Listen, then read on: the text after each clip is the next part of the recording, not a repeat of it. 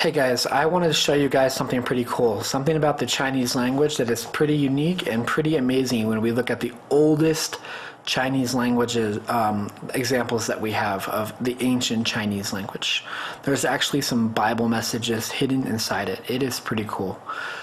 When we talk about the Tower of Babel, which happens, in Genesis 10 and 11, God separates the languages of the people, so that the people who speak German go off over in one toward Europe, the people who speak Chinese and Japanese and Russian, and they go off in another direction. The African language people go off toward Africa. The Middle East people who speak the Semitic languages, they speak around. I know I'm speaking in generalities, and I understand that, but the main point is that people who spoke those different languages scattered themselves and went out to populate the planet the way God had designed them to, wanted them to after the flood. And those people, again, the Tower of Babel is only, Genesis 10 and 11. That still leaves Genesis 1 through 9, stories like the flood, creation, Adam, Eve, the fall, the serpent, all those stories. I think those people would have taken those stories with them and shared them around campfires and things like that, right? Those stories still would be passed on. Take, for example, the story of Noah's flood, okay? Over thousands of years, spreading across hundreds of countries over many centuries, the flood story got told and retold again and again. It got exaggerated. You know how it's like the ultimate game of telephone. When you start with one person, 15 students later, the story has completely changed, right? Well, the same is true here. However, there are some common themes. So some historians studied, and they found that of all the ancient cultures, there are over 200 flood stories all over the ancient world, right? From South America, North America, Australia, Africa, Europe, Asia, Japan, China, India, Greeks, the Romans, the Babylonians. All these ancient civilizations, all of them have stories about a global flood. The question is, do they have any similarities to each other, right? Or did this telephone game just completely ruin them all? Well, historians have studied it out, and they looked for common themes, okay? And what they discovered, actually, if you take all of the stories, all 200 stories, and put them together, 88% of those stories deal with one family that was favored by heaven to survive when everyone else died. 70% of all the stories about the flood involve a boat saving the people. Some of them hide in caves and stuff like that. 73% of all the stories deal with animals in some way, how that family is saving animals, okay? To a lesser extent, if you take all 200 of those stories, about 57% of them, when the flood is over, land on a mountain. And 35% of those stories have birds that go out, like the raven and the dove with the little olive branch in its beak. Only 7% mention a rainbow, and only 9% say that 8 people were saved. So you can see that the big themes of a family, a boat, animals, almost all the flood stories have that. Whereas some of the smaller themes like the rainbow and how many people there were, those little details get lost over thousands of years, okay? But the fact that you still have so much of the story so intact when you travel around the world in ancient times, that's pretty amazing, because in the telephone game how bad it can get and how ridiculous the end answer is from the beginning one, right? So the fact that there's still that much in common with the original story of Noah is pretty amazing. So what about China? So what does this have to do with China? It has to do with this. You have to remember, ancient Chinese is pictographic. It's like hieroglyphics. Each letter, each symbol has a meaning, okay? And I'm going to show you what I'm talking about here in a minute. And when we go back to the oldest Chinese letters that we have, over 4,000 years old, okay?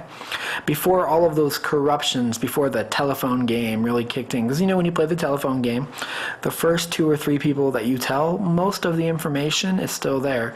It's when you get to like the 10th or the 20th person, that's when you start losing a lot of information, right?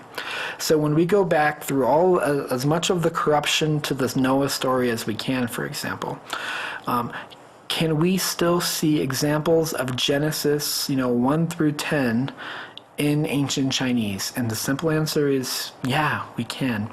So let me show you what I mean. So the ancient Chinese symbol for a boat is made up of 3 characters. Vessel, 8, and people. A vessel with 8 people on it. Gee, have you heard of that somewhere before? I think I have. I think, doesn't the Bible mention something about 8 people being on a vessel who get saved? Yeah. So the ancient Chinese word for boat is made up of the symbols for 8 people on a vessel. Coincidence, maybe, right? Are there more? You bet there is. The ancient Chinese word for garden is composed up of several different symbols. Dust, breath, 2 persons enclosed in a garden. Can you think of a story in the Bible? Oh, yes, I can. Where God takes the dust and he breathes into it and he makes man.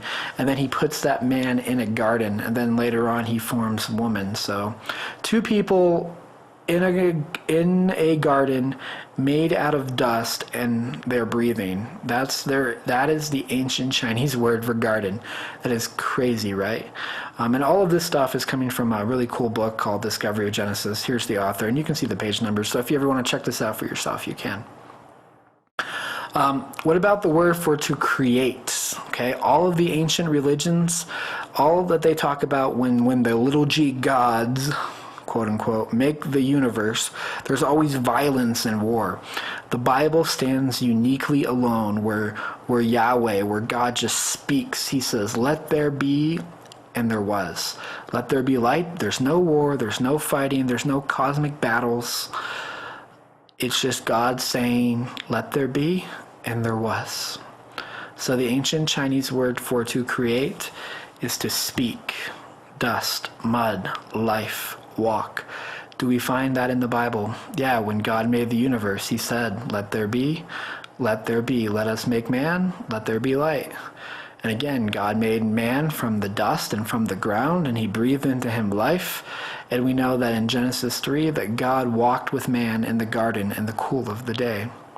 That means to create. Amazing. What about the word forbidden? This should be a popular one if we're studying Genesis, right? What was forbidden in Genesis? God said, you may not eat of the tree of the knowledge of good and evil. He forbid it. He commanded them, don't do it. So the ancient Chinese word for forbidden is 2 trees and God. God forbids them, do not eat from the tree. I think that story sounds a little familiar. How amazing is this, right? How about covet? Covet means to want what someone else has or to desire it, right? The symbol for coveting something, for wanting something that you don't have but somebody else has, is 2 trees, woman, and that is the word for covet. So to want what someone else has, 2 trees and a woman. Does that story sound familiar? Oh, right. Yeah, there were 2 trees in the garden, and the woman saw that it was pleasing to the eyes. She coveted it. She desired it. It was desirable. And she took it, and she ate from it, and then she gave it to her husband, and he ate from it too. So pretty amazing. And the one who tempted her, the devil, okay? The word for tempter here is ridiculously complex. It's made up of the word secret, man, garden, alive, devil, trees, cover, all those words together. So all these words make up the word devil, secret, man, garden, alive, devil, trees, cover. So if you put all those words together, that makes the word tempter. The servant was really crafty. He was sneaky. And he's talking to Eve, right? Eat from the tree. You won't die. You're fine. You will live, okay? You're going to be alive. You're not going to die. And you'll be like God, okay? To tempt someone. What is the ultimate temptation? You get to be your own God. You get to be immortal. You get to have all the power. Alas, that's not what happened, but that is the lie that Satan told them. You see throughout the whole part of the early chapters of Genesis, the stories playing out in the ancient Chinese symbols. It is amazing, you guys. And it's all right there in the oldest Chinese. So you can find the early chapters of Genesis in the most ancient forms of ancient Chinese. Okay? How cool is that?